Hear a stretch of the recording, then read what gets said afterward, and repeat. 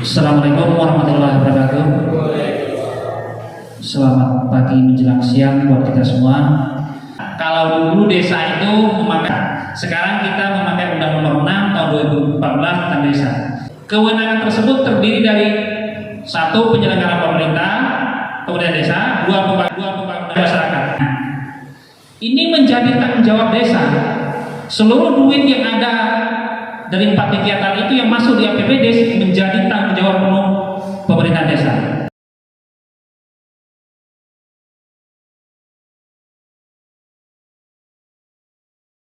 Alhamdulillahirrabbilalamin. Asyhadu an la ilaha illallah wa asyhadu Muhammadan abduhu wa rasuluh. Allahumma sholli ala sayyidina Muhammad wa ala alihi washabihi ajma'in. Amma ba'du.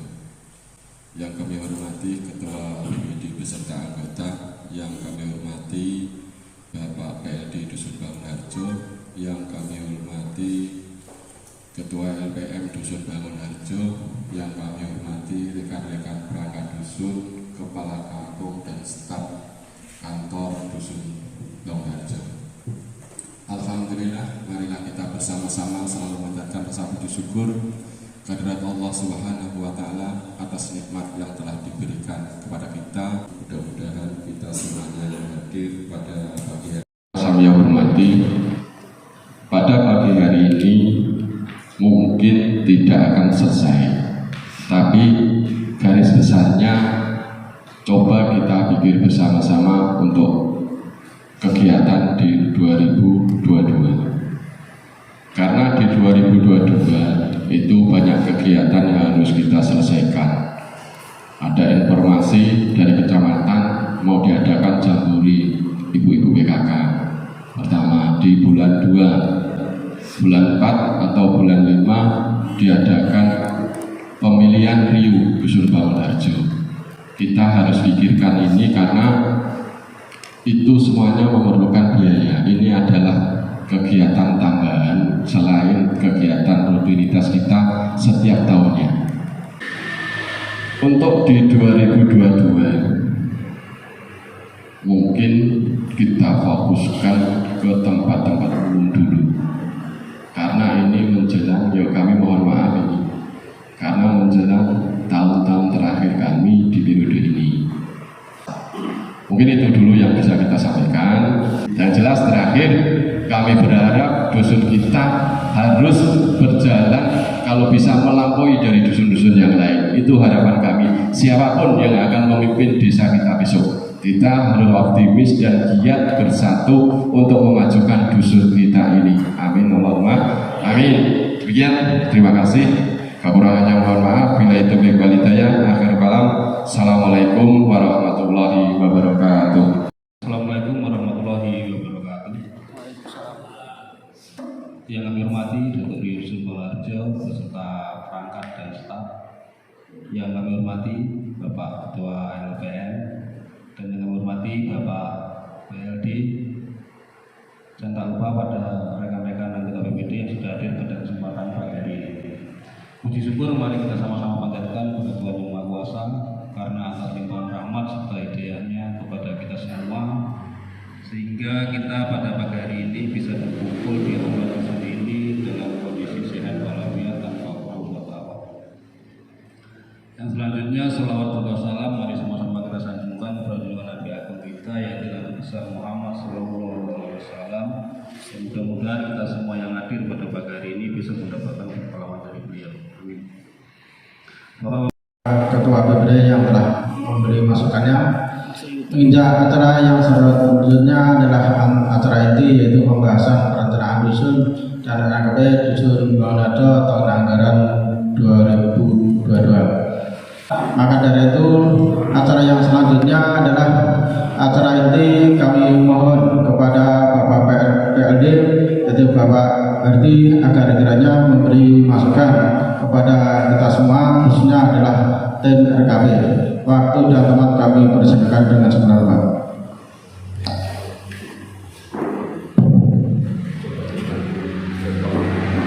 Terima kasih atas waktu yang diberikan. Assalamualaikum warahmatullahi wabarakatuh. Selamat pagi menjelang siang buat kita semua. Puji syukur kepada Allah SWT, Tuhan Yang Maha Esa. Pada pagi hari ini kita bisa berkumpul dalam berdesa dengan kondisi sehat walafiat tak kurang satu apapun. Selanjutnya salawat dan salam juga tak lupa kita sampaikan kepada Nabi Agung, Nabi kita Nabi besar Muhammad SAW, yang mudah-mudahan di yaumil akhir nanti kita mendapat syafaatnya. Amin ya rabbal alamin. Datuk Rio, Pak Sekdus dan seluruh perangkat yang saya hormati, Ketua BPD beserta anggota yang saya hormati, Bapak Ketua LPM Dusun Harjo, dan seluruh kita yang hadir, ada staf yang sama-sama kita banggakan. Langsung saja kita mulai hari ini. Untuk sebelum pelaksanaan RKP, kami ingin mengulas sedikit siklus perencanaan dusun. Jadi biar pemahaman kita baik BPD, Datuk Rio dan perangkat sama Pak LPM biar sama dulu nih tentang desa. Jadi kami izin berdiri Pak ya, karena rasanya tak pas rasanya sambil duduk presentasi. Nampak perbaikan di layar Pak ya? Bu, apa Bu? Karena agak buram sedikit. Baiklah, kita mulai dari pendahuluan dulu. Ini mungkin bapak-bapak, ibu-ibu udah tahu semua, tapi saya ingin mengulang sedikit biar nanti runutnya tepat sampai ke RKP nanti, gitu. Pertama kita berbicara desa. Desa itu sekarang ini tentang aturan dulu. Kita mulai dari aturan Undang-Undang Nomor 6 Tahun 2014 tentang desa. Karena sebelum 2014 yang mengatur tentang desa lain undang-undangnya. Dulu juga gak ada dana desa. Jadi sejak ada undang-undang ini, maka adalah yang namanya dana desa itu. Ini aturan turunannya, sampailah di peraturan Bupati nomor 4 yang paling bawah sekali itu tahun 2019 tentang pengelolaan keuangan desa. Jadi hari ini saya berbicara dari alurnya ke arah keuangan desa, ke situ, enggak ada yang lain-lain. Lanjut. Nah, intisari dari Undang-Undang Nomor 6 Tahun 2014 tentang desa itu adalah negara memberikan otonomi kepada desa untuk mengatur rumah tangganya desa. Itu intinya. Terus, nah ini perbedaannya, kita lihat sedikit. Ini perbedaan undang-undang desa yang dulu dan yang sekarang. Kalau dulu desa itu memakai Undang-Undang Nomor 32 Tahun 2004 tentang pemerintah daerah, yang di situ memuat tentang desa. Sekarang kita memakai Undang-Undang Nomor 6 Tahun 2014 tentang desa. Kalau ada gambar segitiga itu Pak, sebenarnya itu gambar corong, tapi gambar corongnya segitiga ini. Kalau dulu desa itu seperti corong yang menghadap ke atas. Apapun desa ini sifatnya hanya tempat Pak. Jadi apapun yang dilakukan oleh pemerintah kita hanya nampung saja. Kami membangun ini di Bangharjo ya, monggo kan gitu kan. Kalau sekarang terbalik Pak. Apapun yang akan kita lakukan tergantung kita. Nah, duitnya udah diserahkan ke kita. Memang ada sebagian yang masih dari pemerintah di atas kita. Jadi itu gambarannya. Udah berbeda desa yang dulu dengan desa yang sekarang. Nah, seiring dengan itu ada beberapa hal juga yang berbeda. Ada jenis kewenangan juga berbeda. Dengan ada undang-undang desa itu, maka ada kewenangan yang tidak diambil juga oleh pemerintah pusat atau kabupaten, seperti kewenangan berdasarkan hak asal usul. Contoh ini, pengelolaan tanah desa. Pemerintah daerah, pemerintah provinsi, pusat tidak mengatur harusnya gini ngelola, enggak, terserah desa. Mau siapa yang ngelola, itu contohnya. Kewenangan lokal berskala desa, ya kita punya pasar, ya silakan desa tentukan siapa yang ngelola pasarnya, itu contoh. Terus ada kewenangan yang ditugaskan oleh pemerintah pusat, pemerintah daerah, provinsi atau kabupaten, kota. Contoh seperti hari ini kita di desa diberi kewenangan memegang duit dana desa, tetapi di situ juga ada kewenangan yang ditugaskan oleh pemerintah pusat. Dana desa ini betul kami serahkan ke desa, tapi ingat kami mengamanatkan di sini ada untuk BLT, gitu kira-kira. Jadi harus juga kita perhatikan itu. Walaupun sudah dikasih duit, tapi ada kewenangan juga. Kami amanatkan ke desa ini gunakan untuk penjagaan COVID, untuk penanganan stunting, untuk urus bumdus, nah, gitu. Terus kewenangan lain banyak teman. Nah, dengan berubahnya itu tadi Pak, termasuklah kewenangan dalam perencanaan, pelaksanaan, pembangunan, pertanggungjawaban desa. Kewenangan tersebut terdiri dari 1. Penyelenggara pemerintah, kemudian desa, 2. Pembangunan desa, 3. Pembinaan kemasyarakatan, 4. Pemberdayaan masyarakat. Nah, dari 4 kegiatan itu, ini masuknya kan di APBD semuanya. Ini ada bacanya kecil mungkin nggak kelihatan. Ini adalah kewenangan penuh oleh desa. Artinya seluruh kegiatan dari 4 item itu, kalau nggak sekarang ada satu lagi nih, penanganan bencana. Nah, ini menjadi tanggung jawab desa. Seluruh duit yang ada dari 4 kegiatan itu yang masuk di APBD menjadi tanggung jawab penuh pemerintah desa. Kabupaten di mana posisinya? Kecamatan di mana posisinya? Posisinya adalah sebagai pembinaan dan pengawasan. Seperti ini contohnya. Kenapa ada verifikasi di kecamatan? Fungsinya adalah supaya membantu meminimalisir kesalahan di desa. Nanti saya buka aturan mainnya. Nah ini Pak, ada Perbup nomor 4 tahun 2019 tentang pedoman pengelolaan keuangan dusun. Yang di sini adalah pembinaan dan pengawasan oleh kabupaten. Mungkin kurang jelas ya. Di situ intinya kabupaten dan kecamatan hanya fungsi pembinaan. Ini dalam pengelolaan keuangan ini, bukan yang lain maksud saya. Di sini juga. Wah, terlalu kabur ya. Pembinaan dan pengawasan oleh camat atau bupati sebagaimana dimaksud di sini itu mulai dari perencanaan APBD, pelaksanaan dan sampai pelaporan sampai akhir. Nah, ada bahasa di nomor 3 ini Pak.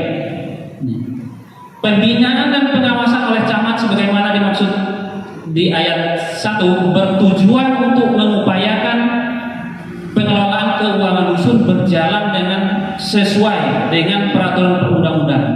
Jadi intinya yang ingin saya sampaikan, kalau ada kesalahan dalam penggunaan dana yang ada di APBD itu, tanggung jawabnya di kita semua, nggak ada tanggung jawab kabupaten. Nah, fungsi dia hanya mengarahkan aja. Hati-hati tuh Rio, jangan kayak gini tuh Rio, jangan kayak gini.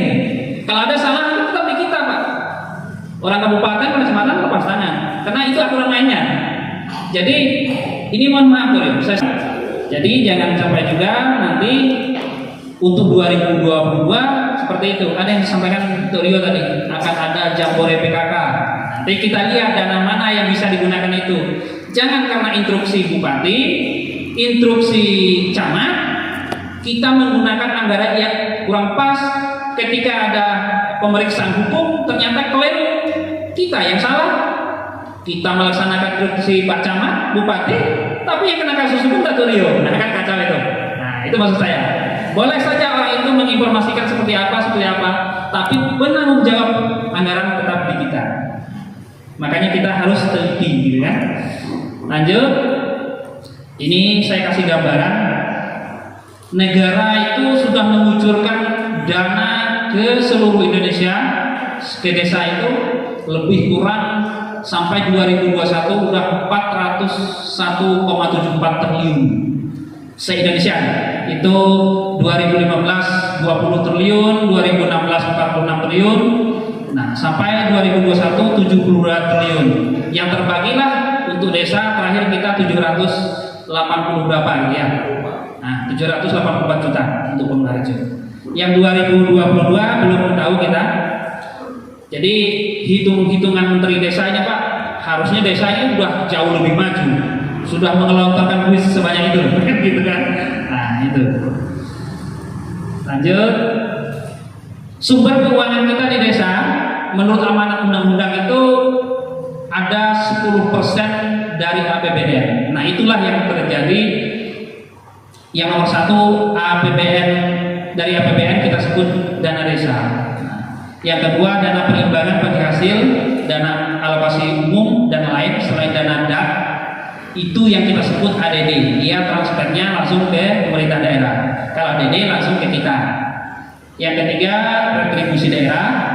Yang keempat pajak daerah. Yang kelima ini kalau ada kita punya PAD dan lain-lain, termasuk yang bantuan kabupaten, bantuan provinsi.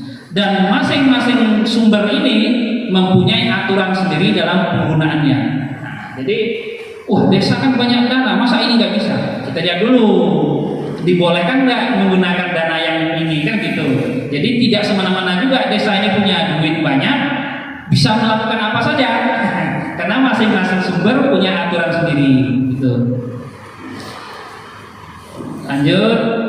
Nah, dengan berubahnya status desa tadi, apakah itu secara umum aman? Ya enggak juga, banyak juga yang bermasalah. Nah, kondisi sosial sekarang ini yang masih sering terjadi, Pak. Kolaborasi penyelenggaraan pemerintah dusun dengan mitra pemerintah, LKD dan LAD serta unsur lain di masyarakat dalam proses perumusan kebijakan khususnya perencanaan masih belum sinergi. Dan ini secara umum sehingga sering berbenturan gitu. Wah, ini kok yang dibangun itu aja, kok kita nggak dilibatkan, segala macam seperti itu. Itu secara umum se-Indonesia. Nah, secara khusus ini kondisi yang terjadi, Pak. Makanya kita nanti berusaha memperbaiki sedikit demi sedikit. SDM yang masih lemah, mudah-mudahan bukan di dusun kita, mungkin di kabupaten lain, kan? Masih banyak ditemukan sumber daya manusia yang masih lemah di desa. Terus minimnya pengetahuan terhadap ketentuan perundang-undangan. Nah, ini juga di mana-mana di desa masih sering ditemukan. Dulu kan kayak gini boleh, dulu. Sekarang aturannya ya seperti Pak Aris sampaikan tadi, udah berbeda lagi, gitu kan? Nah, itu.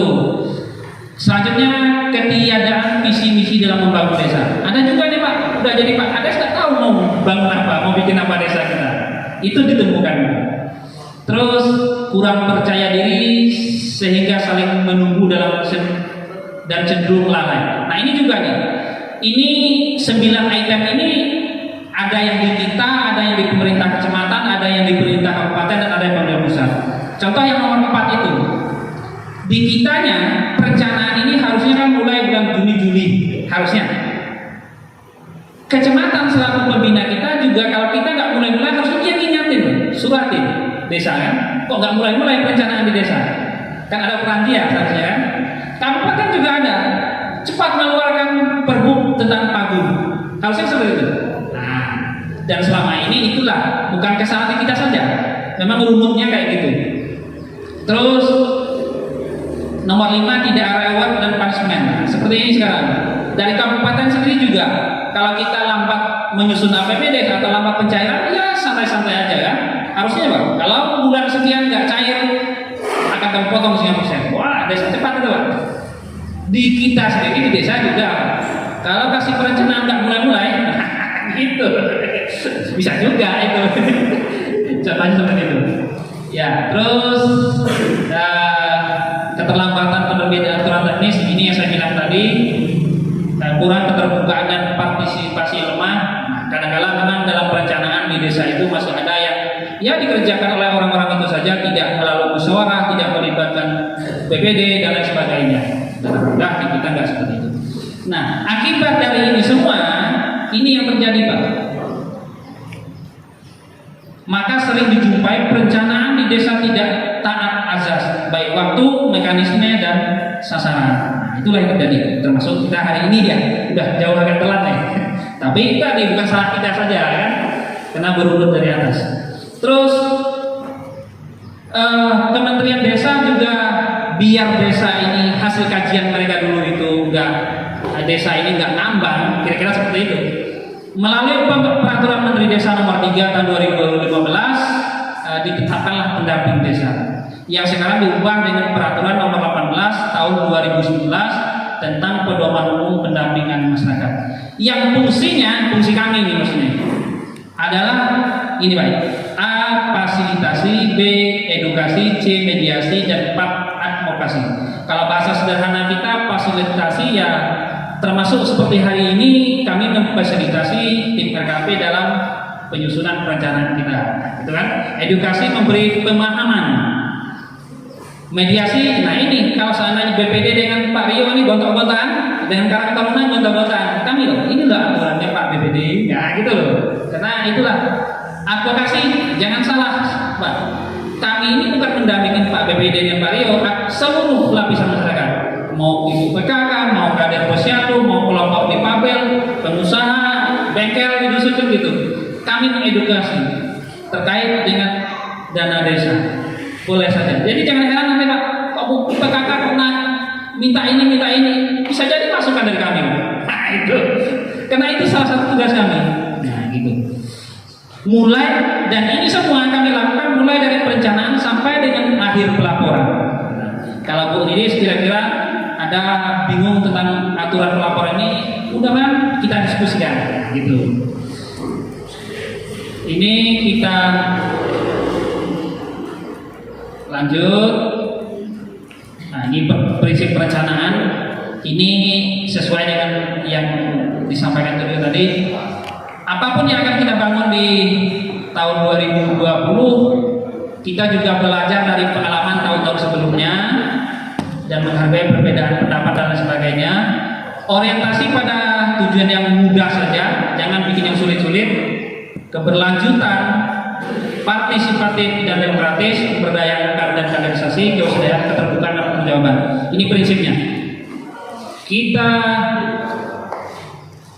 Nah ini catatan kolaborasi atau kerjasama dalam konteks realisasi sosial antara pemerintah dusun, Rio dan BPD dengan lembaga mitra, lembaga pelaksana dusun dan lembaga adat dusun serta unsur masyarakat yang ada di dusun perlu ditingkatkan guna meningkatkan partisipasi yang pada akhirnya meningkatkan kualitas perencanaan dan pelaksanaan pembangunan dusun.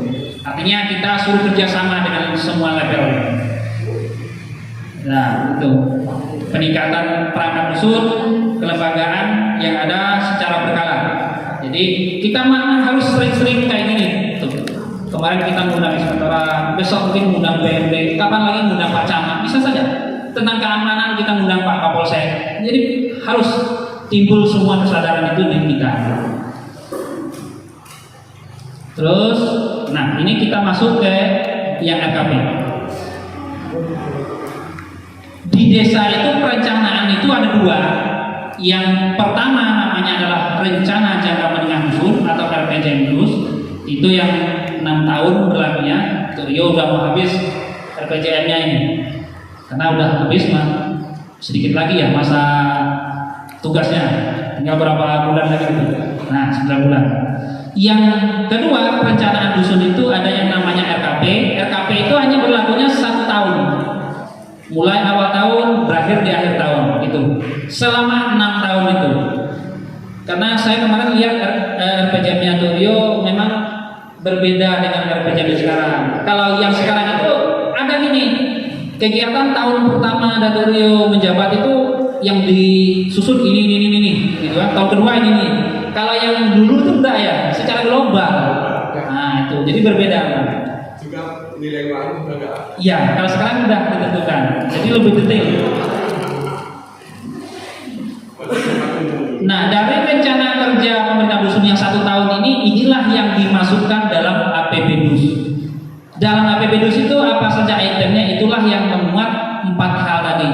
Penyelenggaraan pemerintah dusun, pembangunan, pemberdayaan, pembinaan, tambah 1 lagi kejadian bencana itu. Nah, itu 5. Dan itu semua menjadi tanggung jawab pemerintah dusun. Nah, itu. Ini siklusnya, mungkin kurang nampak ya. Nah, ini. Kalau kita perhatikan dari bulan ke bulannya itu Pak, yang garis kuning ini yang nomor 1 penyusunan perencanaan dusun harusnya dari Januari sampai dengan Juli, kan gitu. Yang kedua penetapan APBD dusun, RKP dusun. Nah ini Agustus, September, Oktober harusnya RKP sudah selesai. Yang ketiga APBD-nya Oktober, November, Desember yang merah itu, marun itu, merah marun. Harusnya sudah kelar, harusnya. Kan? Nah di Januari sampai dengan Desember kita proses ini merealisasikan apa yang kita masukkan di APBD kita. ada nih tahapannya. Oh, di tahapan penyusunan RKP, perencanaan usul BPD harus apa? Ada di sini. Kan gitu sebenarnya. Karena ini layar kita kurang jelas. Nah, di sini nih. Di bulan Januari sampai bulan Juni itu adalah dilakukan musyawarah oleh BPD untuk tentang RKP. Ini kita memakai aturan dulu, Pak. Kalau sekarang berbeda lagi. Nanti saya jelaskan. Nah, harusnya seperti itu. Makanya tahun kemarin di bulan berapa itu? Kita melakukan musdes. Nah, itu harusnya. Prosesnya yang RKP, pencermatan pagu indikatif penyusunan RKP yang warna biru ini oleh tim RKP. Nah, ini siklusnya kayak gini terus setiap tahun nih. Harusnya ya. Jadi kita tuh nggak usah menunggu sebenarnya. Siklusnya udah ada. Apa yang harus kita lakukan? Nah, itu. Perencanaan pembangunan desa adalah proses tahapan kegiatan yang diselenggarakan oleh pemerintah desa dengan melibatkan badan pemusyawaratan desa dan unsur masyarakat desa secara partisipatif guna memanfaatkan dan pengelolaan sumber daya desa dalam rangka mencapai tujuan pembangunan desa. Nah, tuh. Inilah prosesnya nih. Jadi setiap bulan ada kegiatan sebenarnya kita kalau kita ikuti kan gitu. Coba kita masuk ke RKP ini nanti. Nah, ini ada pertanyaan nih. Ini yang sering timbul di desa-desa ini. Mana yang bilang musyawarah desa, musrenbangdes, mana yang bilang musdes, masih bingung. Ada perbedaan, Pak. Yang dibilang musyawarah desa itu sesuai dengan Undang-Undang Desa pasal 54. Musyawarah desa wajib diselenggarakan oleh BPD untuk mendiskusikan dan memutuskan hal-hal strategis desa. Ini ada 7 nih. Ini tanggung jawabnya BPD nih. Jadi kalau dalam setahun itu BPD tidak melakukan musdes itu patut dipertanyakan BPD-nya nih. Gitu. Kan gitu. Yang pertama penataan desa, yang kedua perencanaan desa. Nah, minimal yang perencanaan desa ini harusnya. Yang ketiga kerjasama antar desa. Keempat rencana investasi yang masuk ke desa. Yang kelima pembentukan BUMDes desa, penambahan dan pelepasan aset desa, dan kejadian luar biasa di desa. Bisa saja rawan maling di desa. Yang memimpin musyawarah ini BPD bukan Rio gitu. Nah, itu. Untuk tahun 1 musyawarah desa diarahkan pada pembahasan rencana pembangunan jangka menengah dusun. Kalau Rio-nya prode pertama. Jadi musdes pertama yang harus dilakukan oleh BPD adalah musdes RPJM gitu. Dan ada masalah strategis yang harus dibahas secara tahun dengan mendengarkan progres dan evaluasi pelaksanaan pembangunan kegiatan tahun sebelumnya maupun tahun berjalan. Musyawarah desa ini adalah diselenggarakan oleh BPD. Ini namanya musdes. Musdes di desa itu minimal terkait dengan 7 hal ini. Itu yang ranahnya BPD. Bagaimana dengan musyawarah rencana pembangunan desa? Ini yang ranahnya Datuk Rio. Musyawarah rencana pembangunan desa musrenbangdes lebih teknis lagi, yakni menindaklanjuti prioritas kegiatan dan belanja yang telah ditetapkan oleh musyawarah desa menjadi lebih rinci seperti perhitungan teknis, rencana anggaran biaya dan lain sebagainya. Jadi turunan dari hasil musdes dengan oleh BPD nanti akan dirinci lagi kegiatannya. Siapa tanggung jawab ini, apa anggaran ini, nah gitu. Itu intinya. Terus kita masuk ke RKP. Ini penjelasan awal aja dulu. Nah, ini terkait dengan RKP. Nanti apa langkah-langkahnya, apa aturan mainnya, apa tugasnya, gimana pom kerjanya tim RKP itu, nanti kita kupas di sini, biar kita tahu di mana peran BPD-nya, di mana peran pemerintah desanya, di mana peran tim RKP-nya. Jadi untuk penyusunan RKP kita berpedoman dengan Permendes nomor 21 tahun 2020 tentang pedoman umum pembangunan desa dan pemberdayaan masyarakat desa. Kita lihat.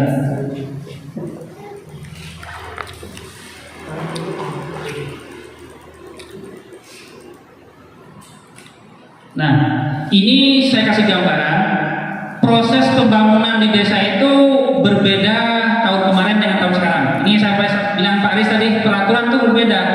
Kalau dulu dimulai dengan ini Pak, perencanaan pembangunan desa. Kalau sekarang dimulai dengan pendataan desa. Artinya kalau tahun kemarin kita mulai dengan musdes, ayo usul, kan gitu kan kemarin. Tahun ini enggak seperti itu. Idealnya hari ini kita memulai dengan pendataan kita udah selesai, tapi datanya belum ada. SDGs desa. Jadi di situ rekomendasinya nanti, Bang Harjo harus bangun ini, harus bikin kegiatan ini. Di situ sebenarnya. Tapi belum kelar-kelar SDGs itu susah juga kita nak ngomong kan, karena dari kementerian gitu kan. Nah, itu. Kalau kita menentukan aman. Ya, idealnya seperti itu. Jadi ada polanya yang berubah ya, sesuai dengan Permendes 21. Terus kita masuk ke tahapan, nah aturannya ini tadi yang berubah itu. Kita sekarang karena tadi mulai dari pendataan, hari ini kita berbicara tentang perencanaan pembangunan desa. Itu yang ada dua hal, pertama RPJM, yang kedua RKP. Nah kita mau bahas yang RKP.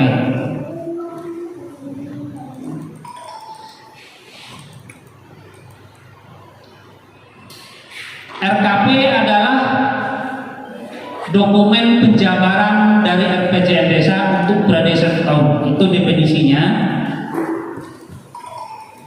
Tahapan penyusunan RKP yang pertama adalah pembentukan tim RKP desa oleh Rio. Ada dalam burung yang warna merah itu. Ini tanggung jawabnya Rio. Artinya meng-SK-kan tim RKP itu Rio. Proses ini sudah selesai. Udah ya. Ada 7 Pak ya timnya. 11 ya? Ya. Oh iya. Tim RKP ini paling sedikit 7, paling banyaknya nggak terbatas. Di 19 itu 19 orang. Mungkin karena unit 19 mungkin kan, dibikin 19 orang. Di SPB kemarin 15 orang. Katanya lebih banyak, lebih enak ini gitu kan. Nah itu, kita 11 ya. Tahapan yang kedua, pencermatan dan penyelarasan rencana kegiatan dan pembiayaan pembangunan desa. Ini tugasnya tim. Nanti saya uraikan apa ini tugasnya tim, mana pom kerjanya seperti apa, kertas kerjanya seperti apa. Yang ketiga, pencematan ulang RPJM juga di tim. Yang keempat, penyusunan rancangan RKP desa dan daftar usulan RKP desa juga di tim. Yang keempat, Musrenbang Des membahas rancangan RKP desa dan DU RKP desa. Ini ranahnya Pak Rio. Yang terakhir Musdes. Ini tadi. Ini Musdes, yang ini Musrenbang Des, yang bawah ini Musdes. Yang di bawah ini pengesahannya oleh BPD. Ini terakhir nanti prosesnya. Nanti di tahapan ini ada pom kerjanya ada semua. Nanti saya jelaskan. BPD nanti bingung. Di Musdes ini apa yang harus kami siapkan? Apa dokumennya seperti apa? Nanti saya jelaskan. Jadi ada peran kita semua sini. Jadi tugas tim RKP itu secara umum 3 hal ini: pencermatan RPJMDes, rencana kegiatan dan anggaran, sama menyusun RKP-nya.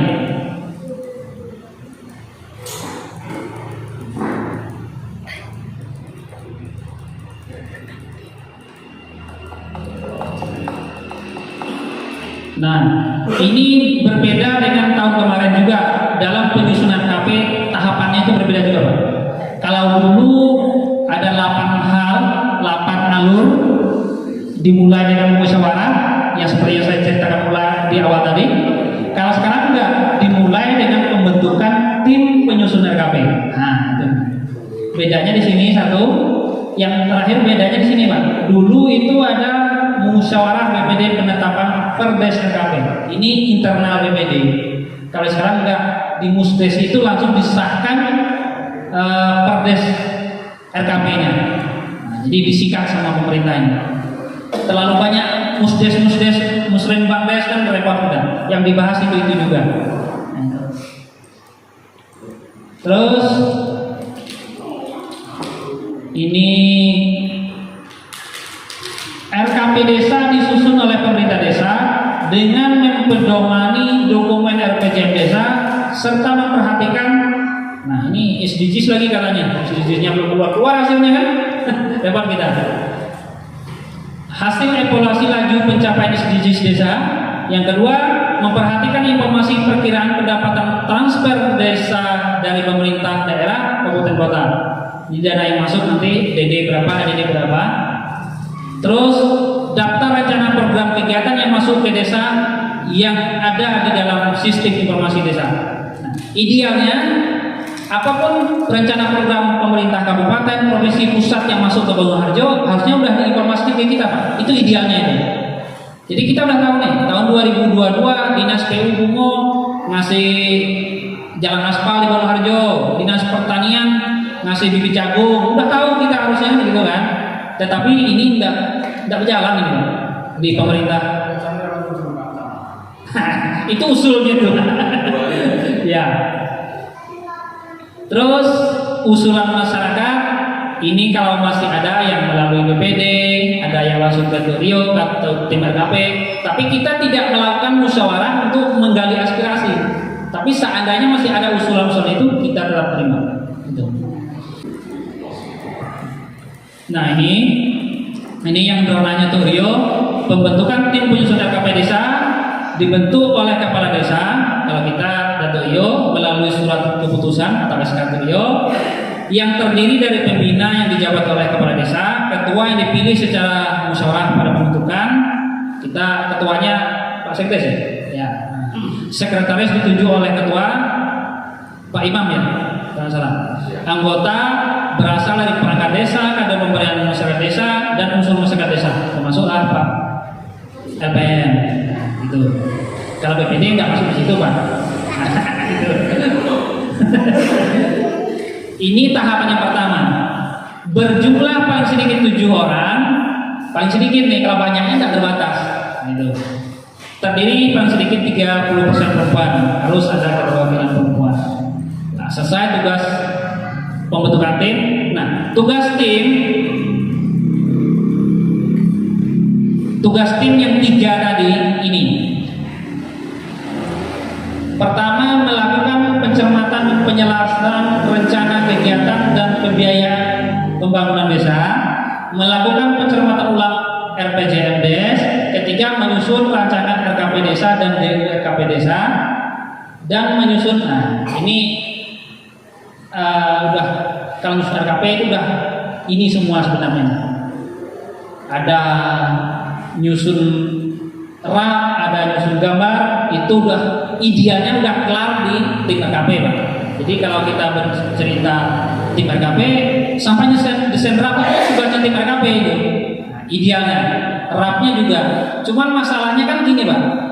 Kita memakai jasa pihak ketiga untuk nyusun desain gambar. Ketika kita memakai jasa pihah ketiga, biasanya nih, kadang kalau selesai dia menggambar, dia minta bayaran. Nah, kita kan belum ada duit. Orang duitnya cairnya bulan 3, bulan 4, 2022 besok kan. Kita sekarang lah nyusun gambar, desain. Jadi itulah yang mengakibatkan desain rap dan gambar itu sering munculnya itu di tahun 2022-nya, nanti di bulan 3, bulan 4 gitu. Itu sebenarnya. Jadi pertanyaannya, ada Pak BPD yang nanya tadi, boleh nggak kami lihat desain rap dan gambar itu? Boleh, kenapa nggak boleh? Udah di sini udah ada, kan gitu. Yang nggak perlu itu yang sampai rincian belanja detail, itu yang enggak. Kalau gambar umum boleh, kenapa nggak boleh? Toh pada akhirnya RKP yang ngesahkan kan BPD. Nah, masa ngesahkan barang yang nggak kita tahu? Kayak beli kucing dalam karung, gitu kan? Tapi harap maklum Pak Ketua BPD, memang waktu pengesahan RKP itu rata-rata rap kita tuh belum ada, desain gambar kita juga belum siap karena kondisi keuangan tadi itu. Nah, itu.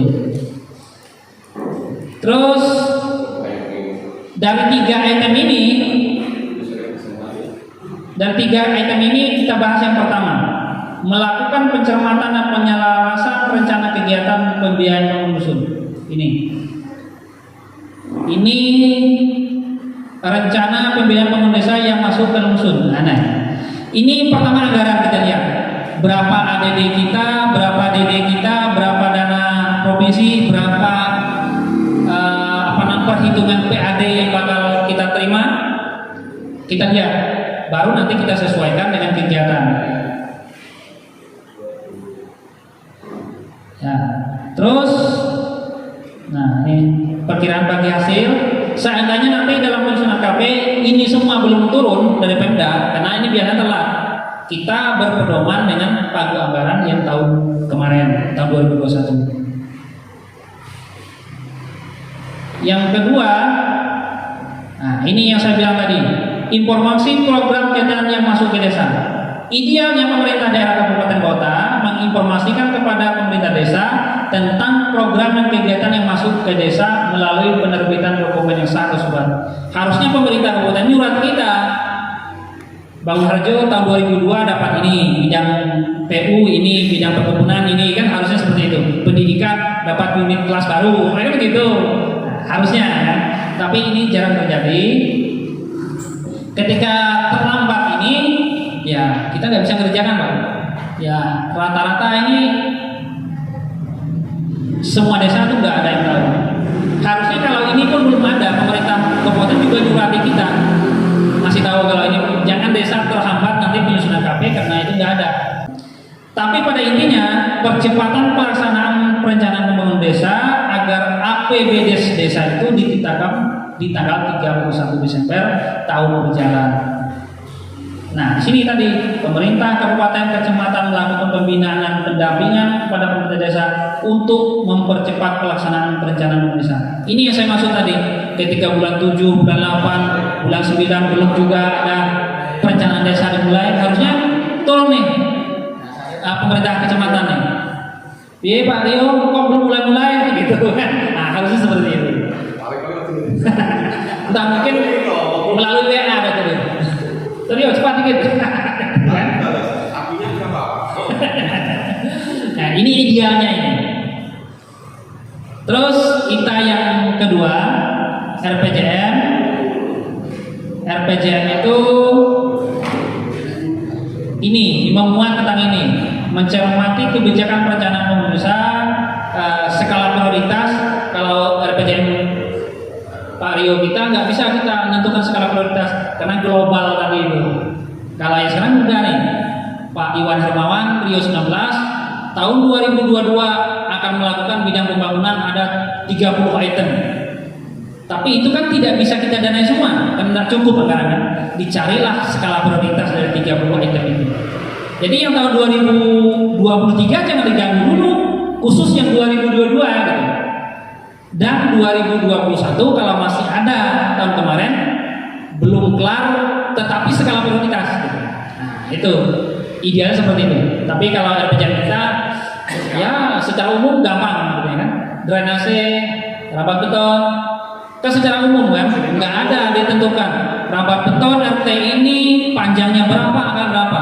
Kalau RPJM-nya sekarang kayak gitu loh. Jadi kalau nggak termuat di dalam itu nggak bisa detail. Lokasinya di mana, panjangnya berapa, anggarannya berapa, untuk tahun berapa. Nah gitu. Hah? Iya nggak bisa. Nah itu resikonya itu.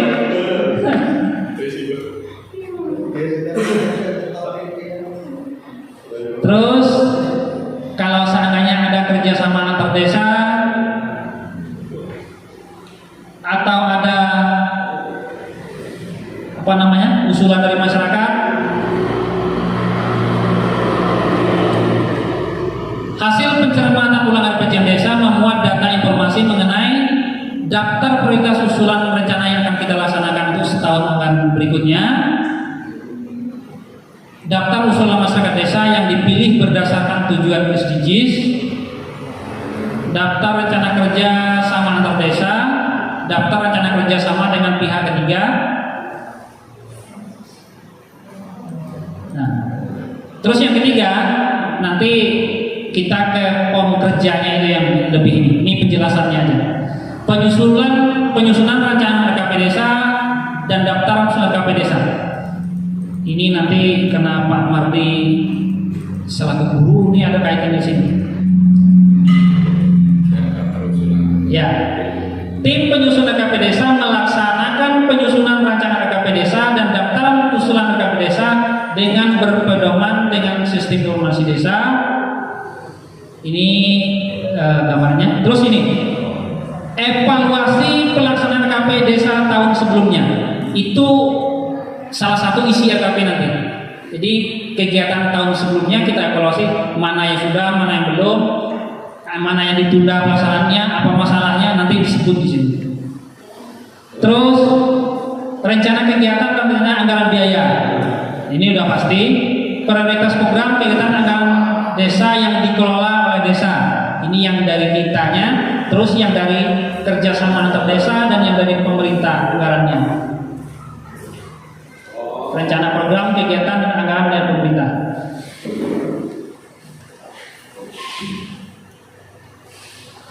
Pemerintah desa dapat mengusulkan prioritas program dan kegiatan pembangunan desa, pembangunan perdesaan kepada pemerintah pusat, pemerintah daerah, provinsi, kabupaten. Nah ini tadi yang tidak tercover di dalam APBD tetap kita masukkan di RKP, tetapi itu namanya menjadi daftar usulan RKP. Itu untuk kita bawa ke musrenbang kecamatan. Jadi kalau sekolah mau mengajukan lokal baru atau apa, bisa. Desa mengajukan jembatan yang tidak bisa dianggarkan oleh kita, bisa.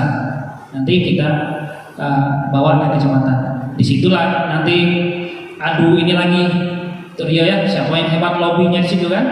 Karena dusun lain juga mengajukan seperti itu, sementara dana di kabupaten juga terbatas. Nah, itu. Ini menjadi daftar usulan RKP desa.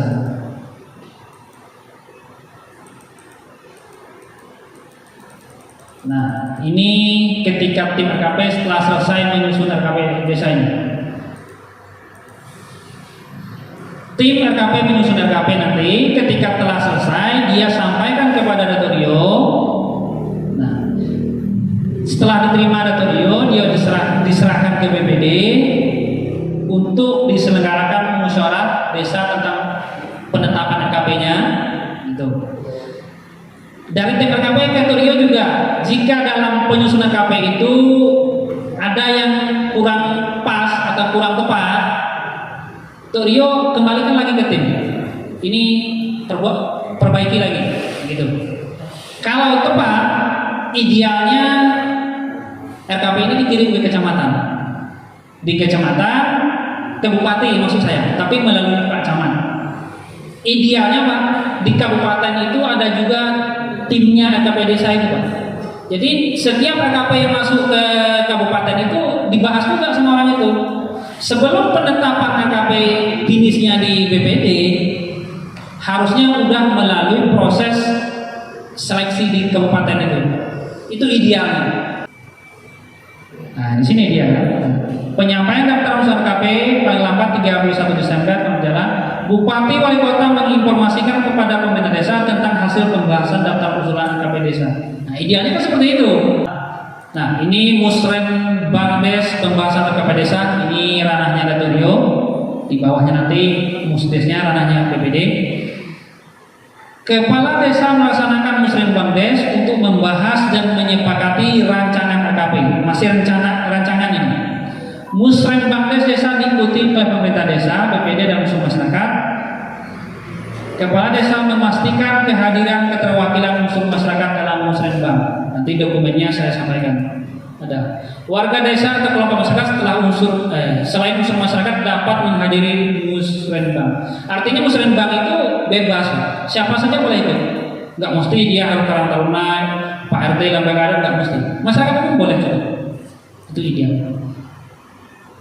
Ada aturan yang mengatur tentang musyawarah desa, Permendes nomor 16 tahun 2019. Jadi ada tata tertibnya, ada berita acaranya, ada dokumennya semua.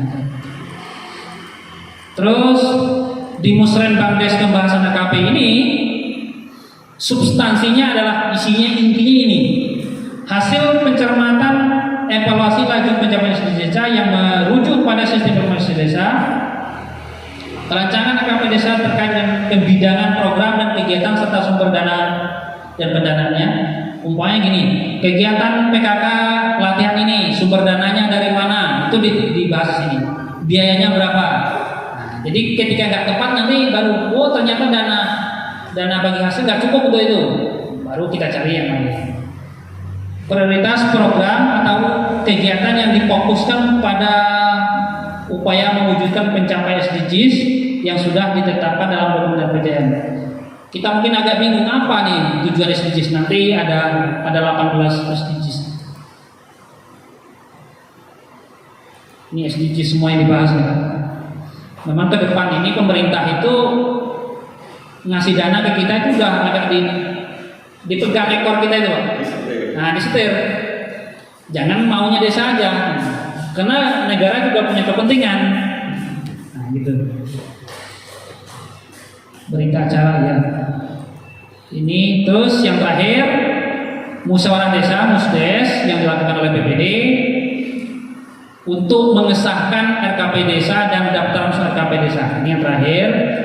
BPD difasilitasi oleh pemerintah desa menyelenggarakan musyawarah desa untuk membahas dan menetapkan dan mengesahkan RKP desa.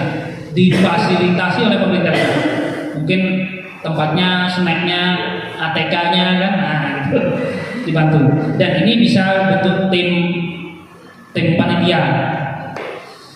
Pembahasan dan pengesahan rancangan RKP rencana kerja pemerintah desa meliputi pembahasan rancangan RKP desa, penetapan rancangan RKP desa melalui berita acara musyawarah desa. Ya, ini dokumennya ada, pengesahan dokumen RKP desa, berita acara ditandatangani oleh kepala desa, perwakilan masyarakat, BPD dan perwakilan masyarakat. Itu apanya? Intinya. Pengesahan dokumen RKP dilakukan dengan menandatangani peraturan desa, kertasnya, oleh kepala desa dan ketua BPD. Nah, ini finalnya nih. Kepala desa menginformasikan kepada masyarakat tentang peraturan desa, tentang RKP desa melalui sistem informasi desa atau media komunikasi lainnya. Nah, ini tadi RKP itu boleh siapa saja boleh lihat. Rencana 2022 desa kita mengadakan kegiatan ini, pembangunan bidang ini, pemberdayaan ini, boleh saja. Mau pakai baleho, mau masuk ke koran, mau di Facebook, siapa saja bolehnya. Dan itu idealnya. Daftar format, nah ini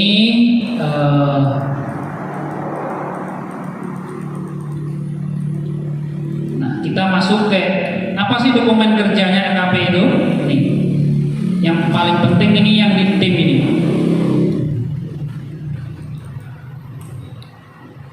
RKP 2021. Yang pertama pembentukan tim. Nah, ini berita acara pembentukan tim. Jangan lupa disiapkan Pak Sekjen. Kemarin kita baru SK-nya ya, SK tim. Tapi dibikin daftar hadir rapat, berita acara rapat bahwa kita sepakat untuk tim RKP ini orangnya. Itu juga penting. Nah, udah. Nah, itu. Ini berita acaranya, pimpinan, nah rapat kita dalam pembentukan tim, terus SK tim kita udah siap. Putusan Rio, ini contohnya Kuning Gading ini, karena sebelum Pak Ilir kamu bikin contohnya kemarin di Kuning Gading, semua dokumen Kuning Gading ini. Udah selesai tahap yang ini, terus kita sekarang masuk tahap kerjanya tim RKP. Ini yang paling berat, ini yang paling banyak. Idealnya tim RKP ini bekerja berkali-kali, Pak. Mungkin kalau dihitung-hitung, kalau saya pikir-pikir, mungkin butuh pertemuan 5-10 kali. Mungkin lebih. Nah itu. Jadi ada namanya RKTL RKP, Rencana Kerja Tindak Lanjut RKP. Di sini disusun apa? Waktunya, Pak. Kita mau membahas tentang pencermatan ulang RPJM. Mau tanggal berapa, bulan berapa, gitu. Jadi sesama tim itu berembuk nanti, biar jangan dikerjakan oleh satu orang dua orang, karena kita tim ini. Nah, duduk di balai desa sini kan, atau di kantor Rio. Tanggal berapa kita sepakat? Jadi ini namanya rencana kerja tim. Sampailah finishnya nanti. Nah, ada pendamping juga tantangan di bawah sini ternyata. Musyawarah desa, musyawarah musdes penetapan KP-nya mau kita tetapkan di bulan berapa, tanggal berapa, harusnya kita susun gitu. Terus yang kedua, lampiran RKP desa. Nah ini pom kerjanya yang paling berat. Pak Imam ini kemarin coba-coba lihat kewalahan dia. Ini Pak, yang SDGs tadi itu ini Pak. SDGs 1 itu adalah desa tanpa kemiskinan. Jadi apapun pekerjaan kita, pelaksanaan kegiatan kita, ada nggak arahnya untuk memberantas kemiskinan? Nah, itu maksudnya. Contoh gini, ini ada contohnya nih. Kenapa pula dia? Jembatan, nah ini aja. Jalan akses ke lahan. Dia masuk di bidang pembangunan, bidang sarana prasarana. Dia ini mendukung SDGs yang ke-9. Kita lihat SDGs yang ke-9 tentang apa? Yang ke-9, infrastruktur dan inovasi desa sesuai kebutuhan. Nah, jadi itu maksudnya. Jadi apapun yang kita lakukan di desa itu harus mengacu kepada 8 tujuan ini. 18 tujuan ini. Ada pertama namanya desa tanpa kemiskinan, desa tanpa kelaparan, desa sehat dan sejahtera. Nanti kalau kegiatan posyandu, berarti masuknya ke sini dia nanti. Desa pendidikan, desa berkualitas, bisa saja ini entah PAUD dan apa kan. Keterlibatan perempuan di desa, desa layak air bersih dan sanitasi, desa berenergi bersih dan terbarukan, pertumbuhan ekonomi desa merata. Ini kalau Bumdus biasanya masuk ke yang di sini dia. Infrastruktur dan inovasi desa sesuai kebutuhan, desa tanpa kesenjangan, kawasan pemukiman desa aman dan nyaman, konsumsi dan produksi desa sadar lingkungan, desa tanggap perubahan iklim, desa peduli lingkungan laut, tidak ada daerah kita ini. Desa peduli lingkungan darat, desa damai berkeadilan, kemitraan untuk pembangunan desa, lembaga desa dinamis dan budaya desa adaptif. Jadi ada semua Pak. Contoh apa nama desa berkeadilan di sini. Oh ternyata kegiatan peningkatan kapasitas limas. Jadi arahnya ke situ dia nanti. Ini ada contohnya ini. Nah, coba kita lihat Bronjong. Bronjong dia masuk ke 1 dan 6, 11. Bronjong itu pertama memberantas kemiskinan ternyata. 6 layak air bersih, sanitasi. Ke-11 kawasan pemukiman aman dan nyaman, mendukung itu dia. Jadi pemerintah itu di stylenya kita. Kalau nggak ada kaitan dengan 18 itu ya diwanti-wanti. Makanya di Permendes nomor 7 tentang prioritas penggunaan dana desa ada 3 hal yang tidak boleh digunakan dana desa untuk kegiatan. Pertama, kantor kepala desa. Yang kedua, balai desa. Yang ketiga, rumah ibadah, baik rumah ibadah muslim maupun yang lain, tidak boleh. Karena timbul tidak berkeadilan, masjid musola saja yang dapat. Ada warga kita yang non cuma seberapa orang sih, tidak dapat apa-apa. Nah itu tidak boleh. Kantor juga tidak boleh.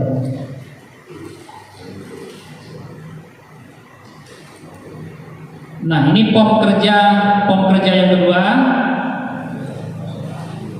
Daftar rencana program kegiatan yang masuk ke desa. Ini contohnya nih, ya Pak Imam ya. Saya dengan Pak Imam udah otak-atik ini kemarin. Penyelenggaraan pemerintahan, penguatan kapasitas perangkat dari Kemendagri. Ini mendukung SDGs yang ke-18. Dilaksanakan di tahun ini kalau ada RPJM Rio yang baru gitu kan. Lokasinya di mana? Di desa dilaksanakan. Berapa orang pesertanya? Satuannya orang, total anggarannya 5 juta. Jadi kalau ada besoknya dinas PMD mau melaksanakan pelatihan apa di sini, tapi dari mereka kita masukkan di ini Pak.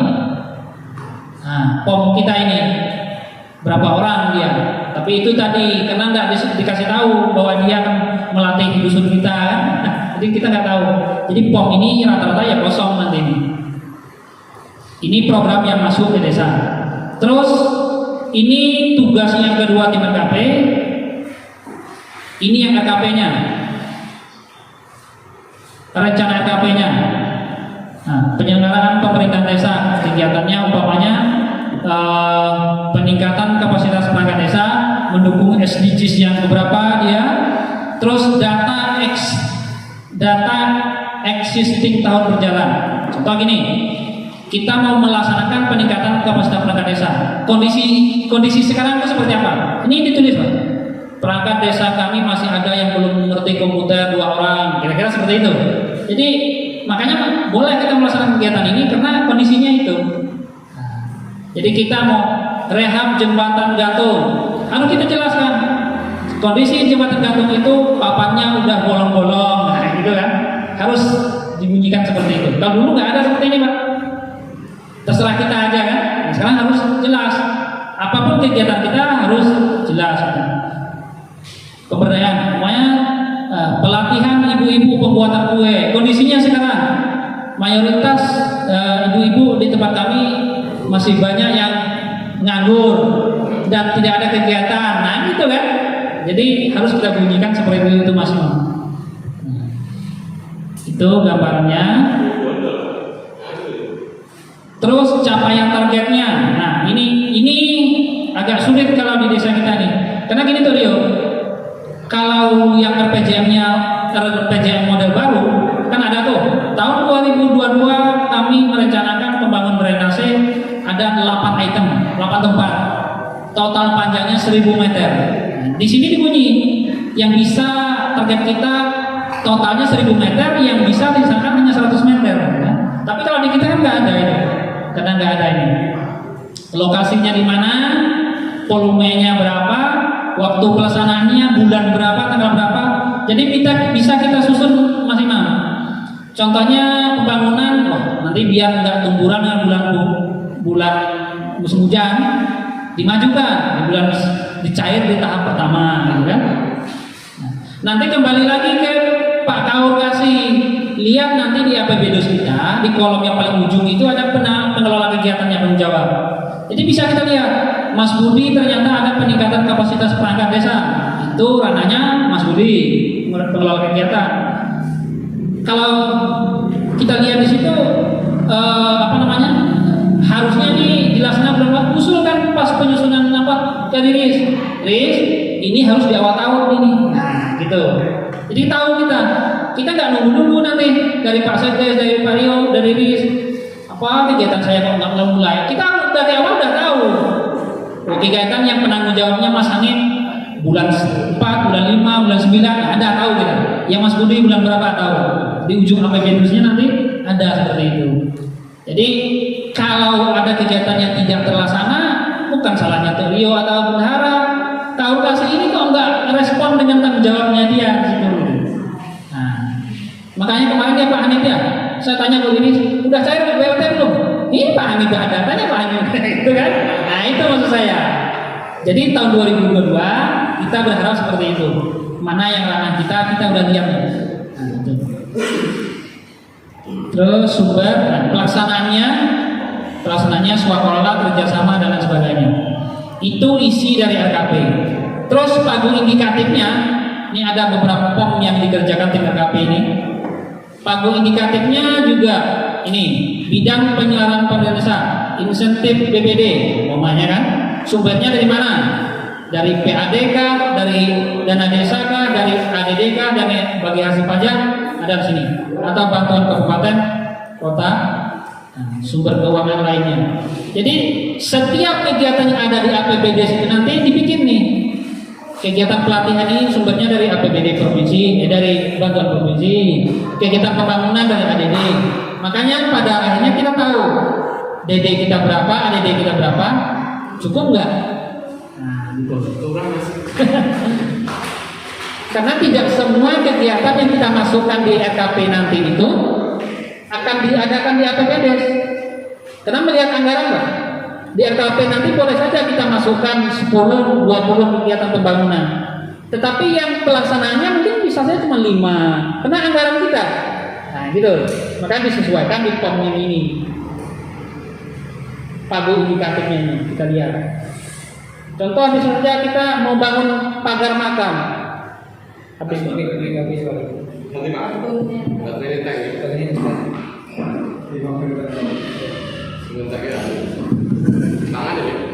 contoh saya kemarin akan lihat habis mana? Masa baterai baru apa bisa untuk beneran Yang itu yang. Contoh gini Pak BPD, saya kemarin ada lihat ada usulan dari BPD untuk pemagaran makam, betul ya? Kalau nggak salah, saya ada lihat. Jadi di sini nanti kan kita lihat nih, dari dana desa nggak boleh tuh untuk pagar. Nah, mungkin dana provinsi, kita lihat lagi aturan main di provinsi. Mungkin provinsi nggak boleh juga nih, bolehnya hanya dari ADD. Tapi kita hitung ADD kita nggak cukup, artinya ya nggak bisa kita laksanakan kegiatan itu. Nah itu contohnya Pak. Nanti pembahasan seperti itulah yang dilaksanakan di tim RKP. Bisanya dari PAD, ternyata setelah dicek PAD kita sedikit, wah nggak jadilah kita bangun pagar itu. Nah itu contohnya. Ini yang pagu indikatif. Nah, gitu. Nama programnya, umpamanya pelatihan sepak bola Karang Taruna. Ini mendukung SDGs yang keberapa? Kita lihat di panduannya. Kondisinya sekarang, warga pemuda Bangunarjo masih banyak yang prestasi olahraga kita kurang, kan gitu. Kita jelaskan seperti itu. Lokasinya laki-laki perempuan. Nah, sampai seperti ini nih. Kita bangun jalan setapak, drainase dan lain sebagainya itu harus ada penerima manfaatnya sampai sedetil ini Pak. Umpamanya kita bangun drainase ke Kubang Ujo, berapa penerima manfaatnya? Laki-lakinya berapa? Perempuannya berapa? Rumah tangga RTM ini rumah tangga miskinnya berapa? Jadi pemerintah itu mau mengukur itu Pak. Jadi nggak mau lagi kita bangun jalan pemanfaatnya nggak ada. Mungkin karena ada kebunnya ketua BPD di situ kan, jalan usaha tani, pemanfaatnya siapa? Cuma ketua BPD toh. Nah kan nggak boleh itu. Mau lihat nih, ini contoh ini. Kalau dulu kan masih ada kayak gitu Pak, karena ada kebun kepala kampung di situ kan, kita buka jalan usaha tani. Pas ditelusur ke dalam, ini kebun siapa? Mertua saya. Ini siapa? Ini adik saya. Nah lah, pemanfaatnya dia sendiri ternyata kan. Nah itu tidak boleh. Jadi pemanfaatnya secara umum. Jadi kita bangun drainase ke Kubang Ujo, berapa jumlah warga Kubang Ujo itu? Harus tahu, lelakinya berapa, perempuannya berapa, warga miskinnya berapa. Pemerintah mau lihat sampai sedetil itu. Nah, gitu. Jadi terukur manfaatnya itu dari kegiatan kita. Jangan nanti terkesan kita membangun yang sia-sia gitu. Tidak ada pemanfaatnya. Itu contohnya. Perkiraan biaya, sumbernya, perkiraan biayanya berapa, sumbernya dari DD kah, ADD kah, gitu.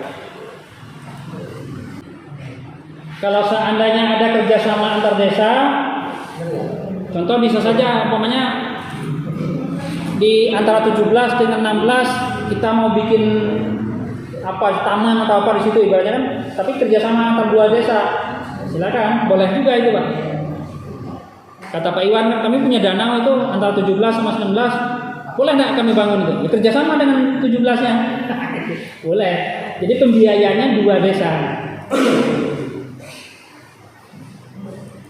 Yang pihak ketiga boleh juga. Seandainya ada pihak ketiga mau membangun, kita anggaplah tower air kita ini kurang besar. Tapi kita nggak ada dana untuk bangun itu. Ada pihak ketiga, mungkin bagi persentase nantinya, ya silakan bisa kita ini sekian tahun berlakunya. Nah kayak pasar, boleh. Tiba-tiba ada pengusaha sukses, biar saya yang bangun pasar Bangunarjo. Ya nggak apa-apa, kita hitung-hitungan aja. Berapa tahun jatah dia bisa nerima, boleh. Kayak gitu maksudnya. Tetap kita masukkan di RKP. Itu boleh.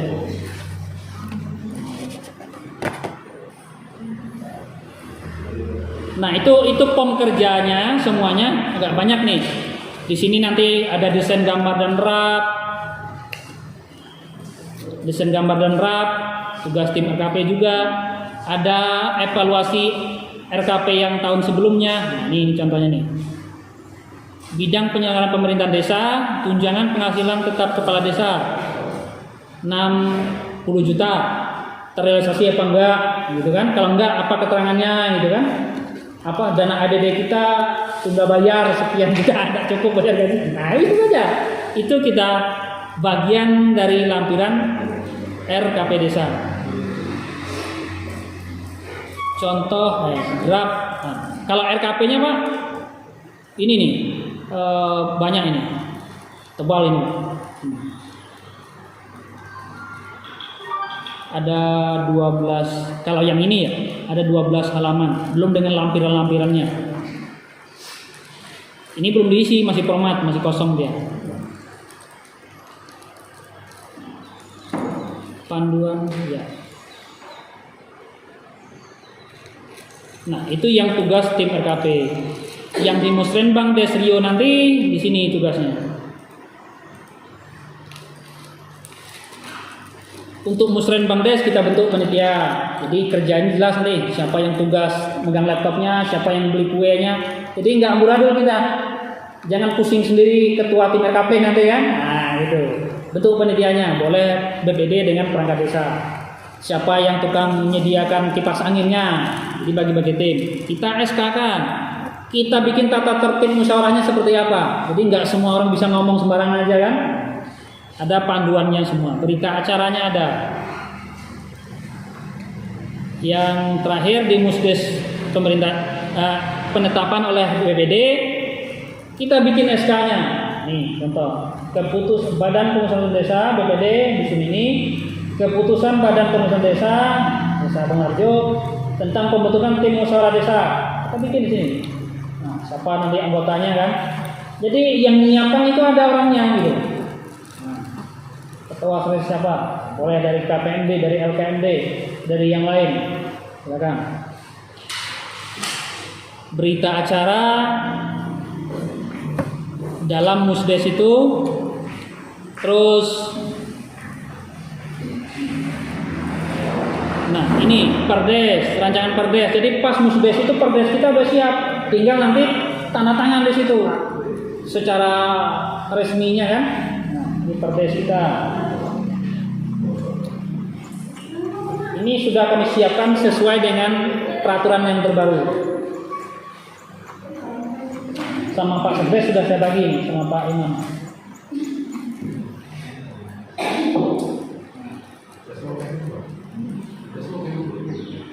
Daftar hadir rapat, notulen rapat, siapa yang nanti bagian notulennya. Jadi udah kita siapkan semuanya dokumen kegiatannya.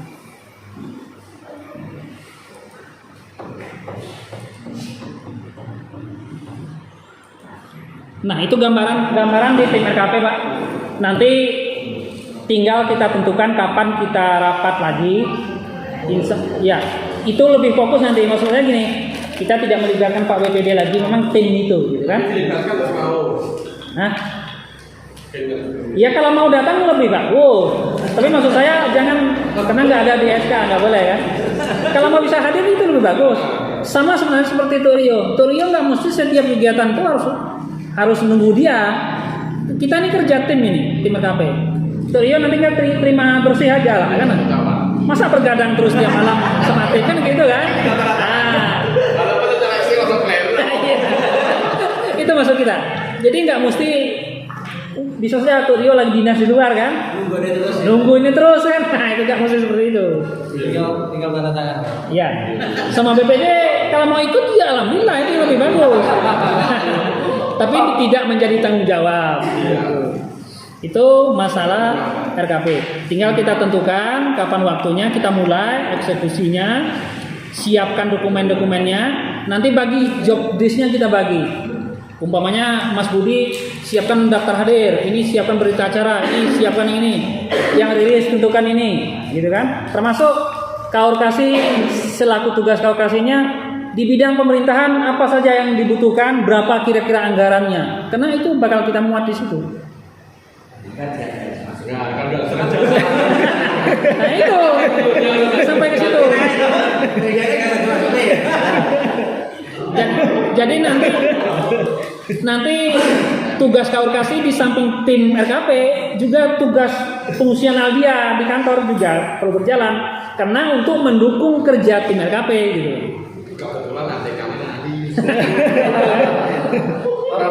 Berapa kali mau pelatihan tahun depan, berapa kali mau studi tiru, ya silakan masukkan rincian anggarannya. Karena memang gini Pak, selama ini yang bikin pusing itu di kaur keuangan. Karena sistem ini nanti RKP dan APBDes ini masuk namanya di sistem Siskodes. Ketika masuk di sistem Siskodes itu dia meminta rap rinci, Pak. Umpamanya kita melaksanakan pelatihan perangkat dusun, berapa harga nasinya, berapa harga penanya, berapa buah dibutuhkan, sampai sedetil itu. Jadi kalau tim tidak melaksanakan kegiatan atau Kaurkasi tidak pusing labor diris. Kalau nggak dimasukkan rap rinci, nggak diterima di atas. Nah, makanya detail nanti peningkatan perangkat dusun, kebutuhannya ATK-nya berapa, nasinya berapa, insentif pesertanya berapa. Nah, sampai sedetail itu harus di tim di kita. Jadi mulailah belajar dengan APBDes yang tahun ini atau tahun kemarin. Kaurkasi itu cek apa kegiatan kita untuk 2022 gitu kan. Jangan lupa apa yang disampaikan Tuk Rio tadi, mana yang masih prioritas bagi Tuk Rio dalam menyukseskan masa 6 tahun dia ini kan, masukkan di situ. Mungkin tidak masuk pula Tuk Rio ya, karena Tuk Rio nggak hadir kan. Itu jangan sampai itu.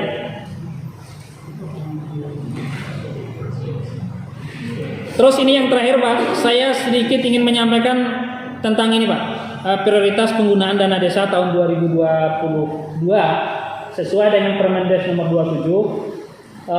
Saya di item intinya saja.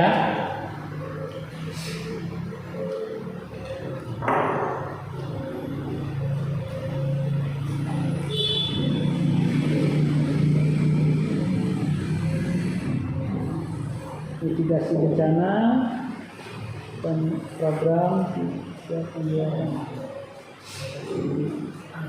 Nah ini Pak, dana desa untuk 2022 sesuai dengan peraturan Menteri Desa ada 3 item secara umum kegiatan yang diprioritaskan untuk penggunaan dana desa. Yang pertama pemulihan ekonomi nasional sesuai kewenangan desa. Nah ini kegiatannya. Penanggulangan kemiskinan untuk mewujudkan desa tanpa kemiskinan melalui penurunan beban pengeluaran antara lain pemberian bantuan sosial berupa bantuan langsung tunai. Kayaknya BLT masih ada. Nah itu.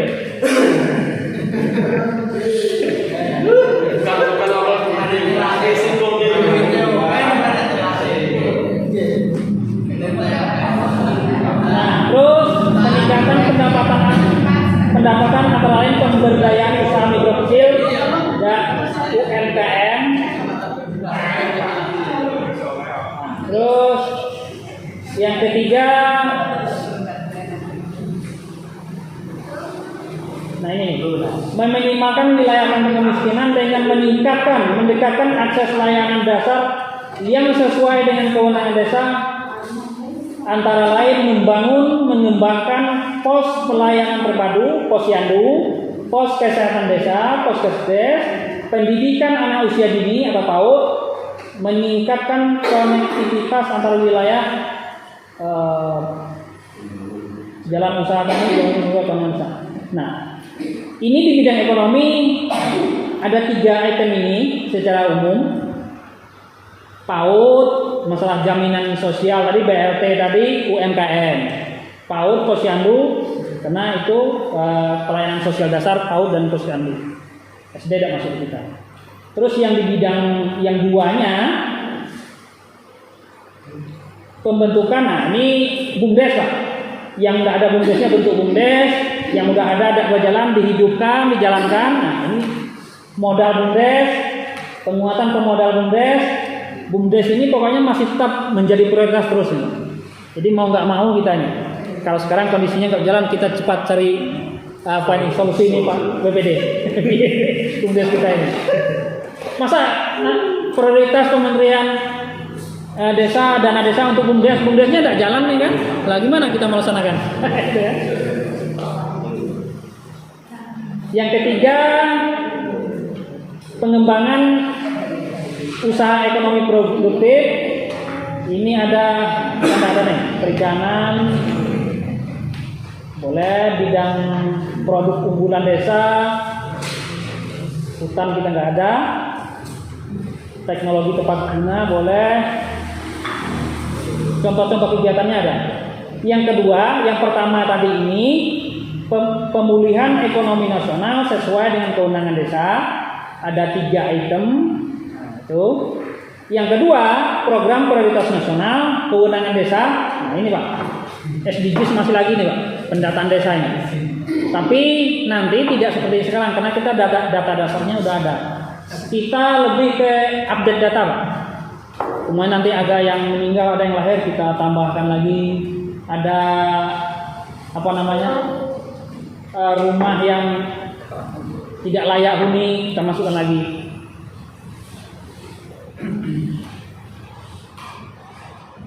Pencegahan stunting di desa. Nah, ini kalau stunting ini lebih khusus nih Pak. Kemarin kita udah disurati oleh Dinas PMD, perpanjangan Bupati, bahwa kita karena prioritas penggunaan dana desa 2022 adalah pencegahan stunting, dan Kabupaten Bungo itu menjadi lokus penanganan stunting tahun 2022. Lokasi khusus 5 kabupaten kota di Provinsi Jambi yang masuk. Bungo, Saralangun, Merangin, Tebo, Kerinci kalau misalnya. Jadi bahasanya kementerian itu gini, kalau udah menjadi lokasi khusus penanganan stunting, nggak cukup kita anggarkan 5 juta, 10 juta, 15 juta.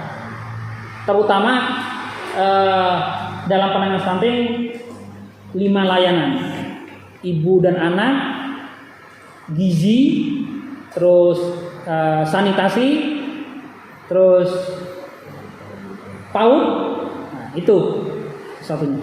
Ibu dan anak ya itu yang posyandu itu, ibu hamil itu makanan tambahan. Nah, itu. Jadi kayaknya tahun depan ini akan banyak dana ke arah itu juga. Dan sebenarnya kita itu disuruh mengadakan rembuk stunting. Rembuk stunting itu intinya sama dengan hari ini. Kita mau musyawarah, cuman fokusnya ke masalah penanganan stunting. Mana saja yang perlu kita anggarkan untuk penanganan stunting. Di Telepat Ilir ini kalau nggak salah lebih kurang udah ada sekitar 7 atau 8 desa udah melaksanakan rembuk stunting. Itu kan sesuai dengan instruksi. Jadi agak banyak itu. Kalau ini Pak Hanif nih, kalau Pak Hanif, ya, kalaupun tidak melaksanakan rembuk stunting, nanti silakan dengan Ibu PKK, dengan kader posyandu, dengan bidan, dengan kader KPM. Coba kita apa kebutuhan dalam penanganan stunting. Tahun 2021 kita ada nih ditemukan 2 kalau salah di dusun kita. Jangan sampai besok di 2023 udah di lokasi khusus penanganan stunting kita masih kena juga. Kena itu sebenarnya bukan karena orang tidak mampu Pak. Stunting itu kan tidak memilih orang yang tidak mampu dengan orang yang mampu. Mungkin ada kesadaran. Ibunya nggak mau datang ke posyandu, salah satunya kan. Jadi ngasih makanan anaknya tuh nggak tahu bergizi apa nggak bergizinya. Jadi itu tadi bukan salah kita kan udah ngarahkan banyak. Ya betul. Artinya ketika ibunya tidak mau datang ke posyandu, apa peran dari kader? Mungkin datang sering ke rumahnya atau apa gitu kan. Kemarin di Lembah Kawamang ada cerita kayak gitu. Banyak ibu-ibu yang nggak mau bawa anaknya ke posyandu. Jadi gimana caranya? Kami berinisiatif setiap kali posyandu kami kasih door prize untuk ibunya. Kami kasih mangkok 1, sendok 1. Kalau selama ini kami kasih balon. Balon kan untuk anaknya. Anaknya kan tergantung ibunya. Jadi ibunya sekarang ini yang dipancing nih. Setiap ibu datang ke posyandu kami kasih sendok 1. Gitu. Jadi di 2022 nanti dia mencanangkan program seperti itu. Itu contoh. Ini yang kedua. Nah, ini pendataan desa tadi itu. Terus yang ketiga,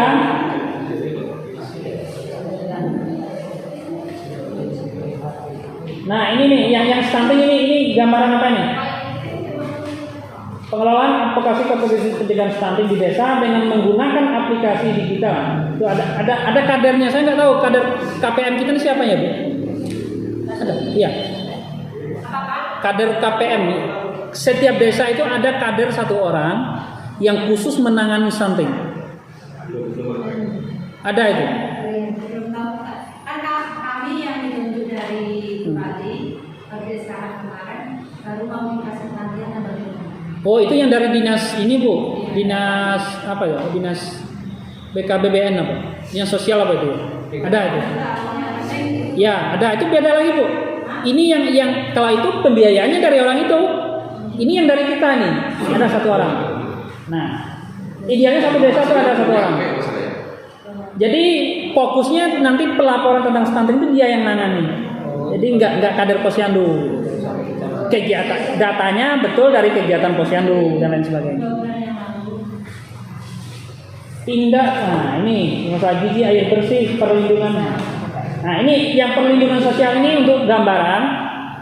Terakhir kami dapat informasi tahun 2022 jam persal apa namanya itu nggak ada lagi. Ada informasi terakhir seperti itu. Jadi bisanya itu nanti ya BPJS gitu kan? Iya. Nah, itu. Termasuk surat keterangan miskin itu nggak bisa lagi dikeluarkan oleh desa. Itu depan. Yang sekarang jalan cuma Jadi yang mengeluarkan surat itu dari dinas sosial. Dulu kan untuk dapat beasiswa, serangan keterangan gitu kan? Itu enggak boleh lagi, enggak boleh lagi. Ini enggak cerita, belum pasti aturannya belum keluar. Tapi kayak itu gambaran yang kami terima dari dinas. Terus yang ketiga, nah ini mitigasi penanganan bencana non alam maupun alam sesuai dengan kewenangan desa. Ini tadi yang kayak kita tahun yang berjalan ini masalah COVID dan lain sebagainya. Desa COVID.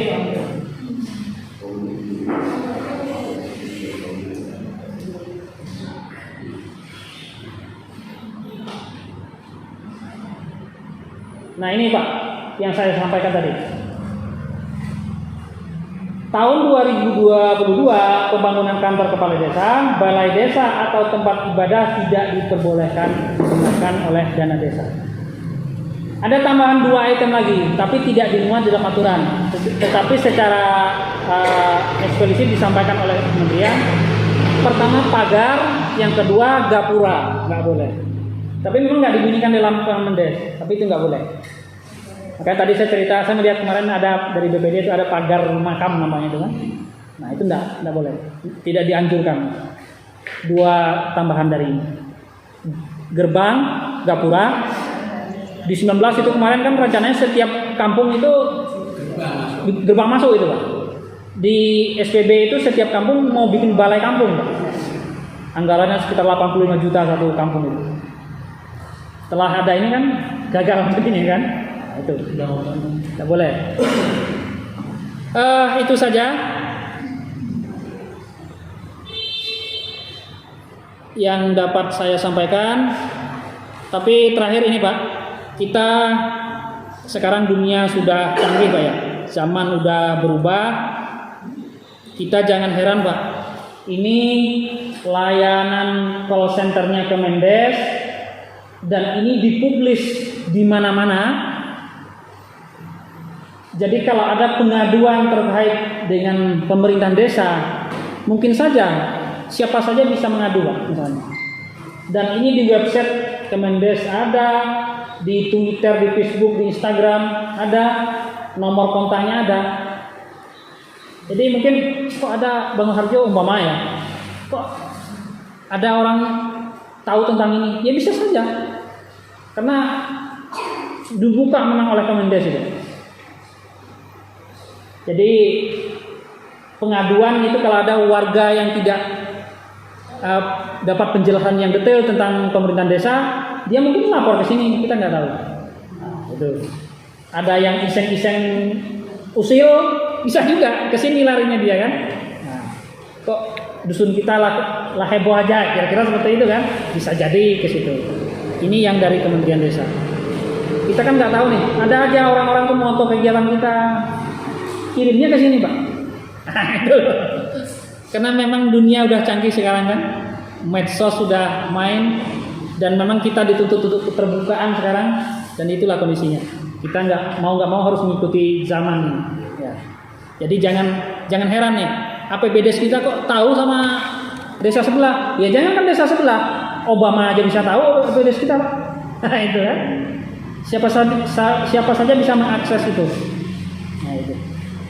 Karena sekarang kita udah melalui sistem. Dan yang terakhir sebelum saya tutup, ini informasi Pak Rio. Hasil diskusi rapat kami dengan Dinas PMD, kemarin kan baru pelatihan Prodeskel di Jambi. Ternyata dusun kita kan nggak berangkat. Ya.